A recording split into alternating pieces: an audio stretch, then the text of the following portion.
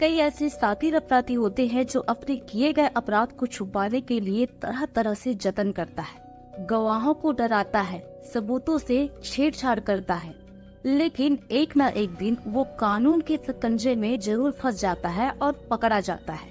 ये तो बात हुई पेशेवर अपराधियों की, लेकिन आम इंसान जिनका क्राइम की दुनिया से दूर दूर तक कोई नाता नहीं होता, ऐसे इंसान अगर क्राइम करते हैं तो वो पुलिस और कानून दोनों को हैरान करके रख देती है। आज मैं जो कहानी बताने जा रही हूँ वो भी कुछ ऐसी ही हैरान कर देने वाली कहानी है, जिसमें एक सातिर महिला एक नहीं बल्कि दो कत्ल करती है और पूरे एक साल तक कानून और पुलिस की आंखों में धूल झोंकती रही। तो हेलो दोस्तों, नमस्कार, मेरा नाम है माही और स्वागत है आप लोग का मेरे चैनल जिसका नाम है माही चिकित्सक में। 29 अगस्त 2022 को गुवाहाटी के नूनमाटी थाने में एक महिला जिसका नाम वंदना कलिता है रिपोर्ट लिखाने पहुंचती है और पुलिस के सामने रोकर गिड़गिड़ाकर रिपोर्ट दर्ज कराती है कि मेरे सास और मेरे पति को ढूंढ दो, मैं ढूंढ कर परेशान हो गई हूँ, वो कहीं भी नहीं मिल रहे।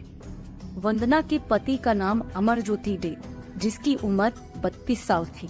वही उसकी सास जिनका नाम शंकरी डे थी, जिनकी उम्र लगभग 62 साल थी। पुलिस वंदना को तसल्ली देते हैं और ये भरोसा दिलाते हैं कि उसके सास और पति को जल्द से जल्द ढूंढ लिया जाएगा। और मामले की गंभीरता को समझते हुए पुलिस भी अपने काम में तुरंत लग जाती है। आसपास के जितने भी थाने होते हैं सभी जगह शंकरी डे और उसके बेटे अमरज्योति डे की फोटोज भेजी जाती है और उन दोनों के बारे में पता लगाया जाता है। साथ ही आसपास के जिलों में भी इनकी फोटोज को भेजा जाता है।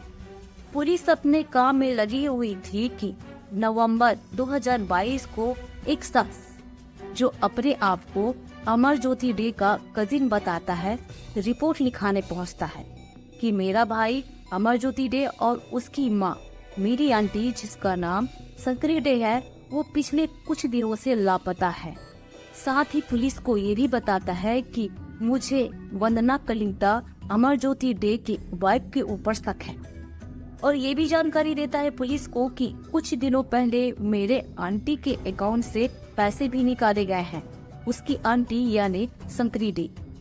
पुलिस के लिए अब ये मामला गंभीर हो चला था, क्योंकि एक ही मामले में दो व्यक्तियों ने अलग अलग रिपोर्ट दर्ज कराई थी, लेकिन इसमें अंतर बस एक ही था कि सबसे पहले जो रिपोर्ट हुई उसमें खुद वंदना कलिता रिपोर्ट दर्ज कराने आई थी, जबकि दूसरे रिपोर्ट में खुद वंदना कलिता के ऊपर शक जाहिर किया गया था। लेकिन दूसरी रिपोर्ट पुलिस के लिए बहुत बड़ी हिट थी। अब वो अपनी पूछताछ छानबीन में वंदना कलिता के ऊपर भी निगरानी रखे हुए थी। ऐसे ही कुछ दिन बीता, साल भी गुजर गया, 2023 आ गई। फरवरी में वंदना एक बार फिर पुलिस स्टेशन गई अपने पति और सास के बारे में पूछताछ करने के लिए, लेकिन पुलिस उसको बोलती है कि अभी भी छानबीन खोज खबर जारी है, जैसे ही कुछ पता चलता है आपको इत्तला कर दी जाएगी। और ये बोलकर वंदना को पुलिस स्टेशन से रवाना कर दिया जाता है। लेकिन इस बीच पुलिस वंदना कलिता के ऊपर पूरी नजर रखे हुई थी। उसके कॉल डिटेल्स को सर्विलांस में डाला गया था व उसके लोकेशन को भी बार बार ट्रेस किया जा रहा था। इसी बीच पुलिस के हाथ एक बहुत बड़ी सबूत लगती है वंदना कलिता के खिलाफ। तुरंत पुलिस पहुंचती है वंदना कलिता के पास में और उसको हिरासत में ले लेती है।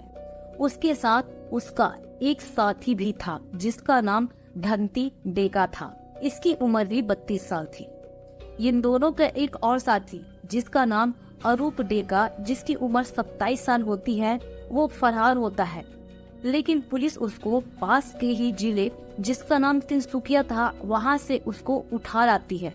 अब पुलिस इन तीनों से पूछताछ करती है। पूछताछ में जो कहानी निकल के सामने आती है उसे सुनकर खुद पुलिस वाले हैरान हो जाते हैं। वो कहानी कुछ ऐसी थी। दरअसल 12 साल पहले वंदना कलिता और अमरज्योति डे लव मैरिज किए रहते हैं, घर वालों के मर्जी के खिलाफ। उसके बावजूद भी उसकी सास शंकरी डे इन दोनों की शादी को एक्सेप्ट करती है और उसको अपनी बहू के रूप में स्वीकार करती है। शंकरी डे अपने बहू बेटों को रुपए पैसों से भी मदद किया करती थी, लेकिन ये सब ज्यादा दिन नहीं चल पाया। कुछ ही दिनों में पति पत्नी यानी वंदना कलिता और अमरज्योति डे के बीच झगड़ा होने लगा। इस रोज रोज के झगड़े से वंदना काफी परेशान रहने लगी, तो उसने सोचा कि कहीं जॉब कर लेती हूँ। यही सोचकर वो जिम में नौकरी कर लेती है। वहाँ वो जिम ट्रेनर की पोस्ट पर काम करती है, जिसमें उसकी सास भी उसको प्रोत्साहन देती है। लेकिन कुछ दिन के बाद ही वो अपना हाथ पीछे खींच लेती है। इस बात पर वंदना अपने सास से काफी निराश होती है और यही से सास बहू के रिश्ते में भी खटास आ जाती है। अब वंदना रात दिन के झगड़ा और परेशानी से बस यही सोचती कि अपने सास और पति को मैं कैसे रास्ते से हटाऊं, ऐसा क्या करूं कि इन दोनों से मुझे मुक्ति मिल जाए। तो वो मन ही मन सोच चुकी थी कि इन दोनों से छुटकारा पाने का बस एक ही रास्ता है कि इन दोनों को मैं मौत के घाट उतार दूं। लेकिन वो ये भी सोचती है कि ये काम अकेले नहीं कर सकती, तो अपनी राम कहानी अपने दो दोस्त को बताती है और अपने प्लान में उसको भी शामिल कर लेती है। अब ये तीनों मिलकर सही दिन का इंतजार करने लगे जब वो अपने खौफनाक मकसद को अंजाम दे सके। आखिर एक दिन वंदना को वो मौका मिल ही जाता है। वो दिन 26 जुलाई का दिन होता है 2022। वंदना, उसका पति अमरज्योति डे और उसकी सास सकली अपने चांदमारी गुवाहाटी वाले घर में साथ थी, लेकिन अमरज्योति डे को किसी काम से बाहर जाना पड़ता है। इसी दिन वंदना अपने सास को, जब वो दोपहर में खाना खाकर सो रही थी, उसी वक्त तकिए से उसके मुंह को दबाकर उसको मौत के घाट उतार देती है। फिर अपने दोनों दोस्तों को कॉल करती है लाश को ठिकाने लगाने के लिए। वंदना की कॉल करते ही उसके दोनों दोस्त भी पहुंच जाते हैं।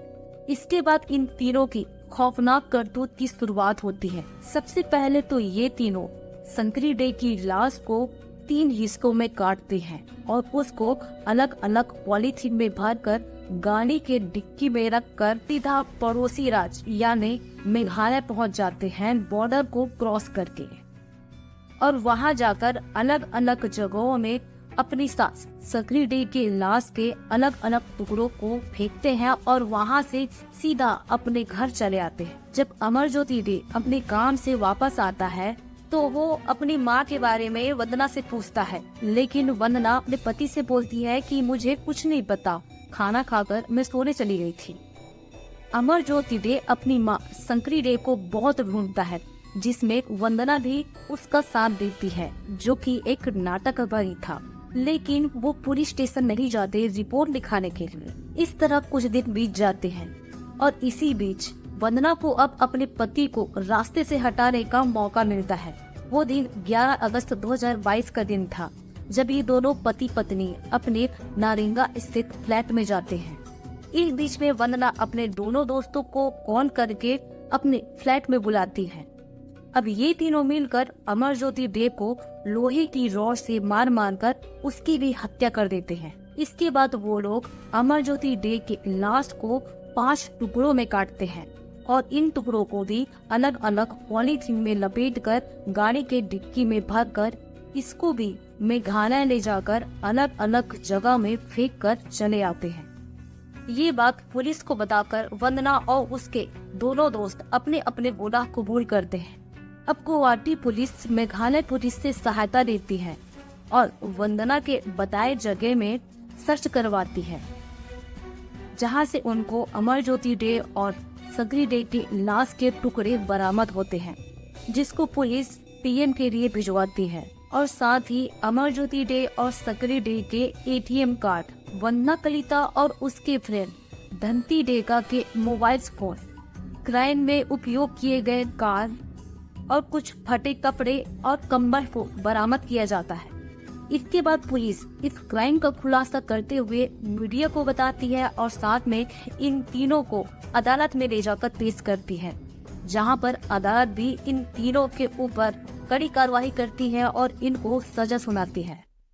तो ये थी दोस्तों एक आम इंसान के अपराध की कहानी, जो एक महिला थी जिसने खुद अपने पति और सास को इतने बेरहमी से मार के इसको पड़ोसी राज्य में जाके फेंकाए और पूरे 1 साल तक पुलिस वाले को गुमराह करती रही।